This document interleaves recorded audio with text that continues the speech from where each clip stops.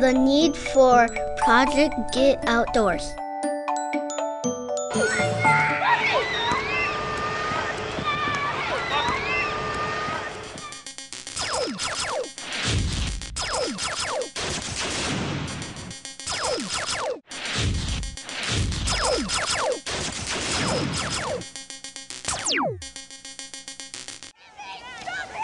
For those of us who grew up in the era before computers and cable television, we can recall neighborhood parks, playgrounds, and sidewalks echoing with laughter and yells of children and families enjoying the outdoors.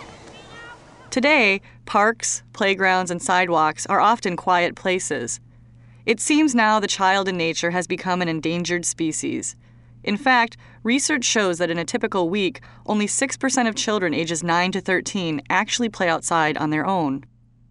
When I was a kid in the 1970s and 80s, I spent a lot of time in my backyard. From a very young age, I enjoyed the smells, the sights, the sounds of the outdoors. My sister and I built forts in practically every tree near our yard. We played outdoors with the neighborhood kids, setting out on adventures and explorations around the swamp and forest land that surrounded our neighborhood. We were lucky enough to have parents that took us fishing, horseback riding, and camping, and let us whittle. We were never discouraged from making believe that fairies and little people inhabited our magical forest. I can remember in those days that we didn't come inside until the streetlights came on. Often our parents could be heard yelling for us to come inside at dark. I am convinced these early play experiences helped me become the outdoor enthusiast, passionate environmental steward, and active citizen that I am today. My name is Sarah Grover. I'm the founder of Project Get Outdoors. On behalf of the board members and volunteers at Project Get Outdoors, I want to thank you for taking time to learn more about our efforts to develop and sustain after-school programs, and about the growing international movement known as No Child Left Inside. This movement began in 2005 with the release of a book by Richard Louv titled Last Child in the Woods: Saving Our Children from Nature Deficit Disorder. It changed the lives of countless educators, parents, and healthcare providers. Last Child in the Woods was the first book to present cutting-edge research showing that direct exposure to nature is essential for healthy human development, physically, mentally, and spiritually. The author coined the term nature deficit disorder to describe human alienation from nature. Alienation, he says, shapes our families and communities. Now, when we talk about direct exposure to nature, we're not talking about 10 minutes on the playground at recess or a half-an-hour play date at the city park, but rather exposure to unstructured exploration in areas where natural landscapes are present. Forget about the concrete and the jungle gym, and think about areas in your community where there are small parcels of trees, a meadow, a pond, or even greenery on the school grounds. Remember back to your childhood.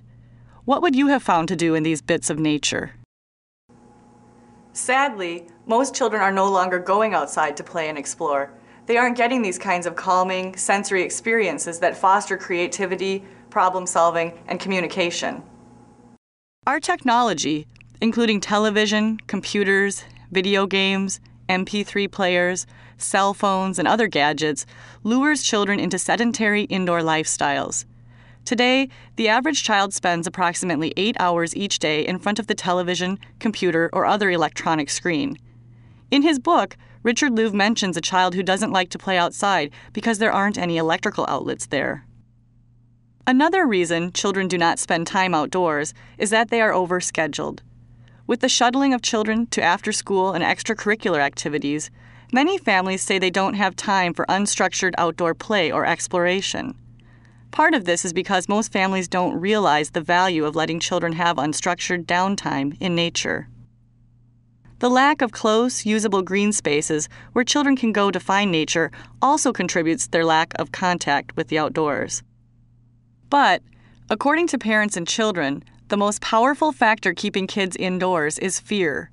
Fear of strangers, fear of traffic, fear of deer ticks, fear of poison ivy, and fear of tornadoes. Exaggerated attention to these potential dangers by the print and electronic media have encouraged our society to become fearful of nature and the outdoors. There are many factors preventing children from going outside to play. So what? Why should anyone care about this? How does this affect you and me? To start, There are child health problems that are reaching epidemic proportions that are directly linked to the sedentary lifestyles of our children. 2 out of 10 children in the USA are clinically obese. Over 8 million children suffer from mental health disorders, with attention deficit hyperactive disorder being the most common. According to numerous researchers cited in Louv's book, the root causes of these disorders can be linked to our children's lack of outdoor play and exposure to nature. On top of these health problems, we have children growing up without awareness of or connections to the natural world. If this continues, from where will future conservationists or biologists come? We know that childhood play experiences in nature are critical in fostering lifelong awareness and appreciation for our natural environment. The powerful information presented in Last Child in the Woods has sparked a global dialogue about how we can get our children and families outdoors in nature. You can find out more about the No Child Left Inside movement on the Children and Nature website. Besides providing health and environmental benefits, outdoor after-school programs in a community can save local taxpayers millions of dollars over the years. Research shows that having children engaged in safe and enriching after-school programs increases academic performance in schools while decreasing local crime rates. Quality after-school programs can help the children in your community become well-educated, law-abiding citizens who have an appreciation for nature. Project Get Outdoors is one of those programs. Started here in Minnesota, our organization's mission is to facilitate outdoor recreation activities that develop healthy kids and increase environmental stewardship behaviors. We envision a world in which all kids every day spend time outdoors, a world where high-quality, efficient outdoor programs are valued assets in communities and have long-term funding. These programs will link children and caring adult volunteers to explore, play in, and reflect on their local natural resources. We want children to grow up healthy, comfortable in the outdoors, and knowledgeable and passionate about their environment and community. Project Get Outdoors is a nonprofit organization that is teamed up with agencies, including the U.S. Fish and Wildlife Service, the University of Minnesota, 4-H, Boy Scouts of America, and several other Minnesota colleges and universities. This collaborative partnership is working statewide to connect children to nature. From the fall of 2005 through the fall of 2010, Project Go pilot programs were offered at 10 sites in southeast Minnesota. Data and information collected from these pilot sites was used to create a toolkit of resources that will help additional communities design their own unique Project Get Outdoors programs. We are working to bring trained staff to every corner of the state in order to provide free help to interested communities. This help includes access to the program toolkit, volunteer trainings, and additional resources that will help average citizens to start up and run Project Get Outdoors programs for their children. These programs meet weekly during the after-school hours and throughout the summer months. Volunteers from the community are screened and trained to lead hands-on nature exploration using public parks, trails, and local nature areas. Children who attend Project Get Outdoors programs are introduced to a wide variety of outdoor skills while developing routine outdoor recreation habits. As a result, the children are aware of their local nature areas and are comfortable in them.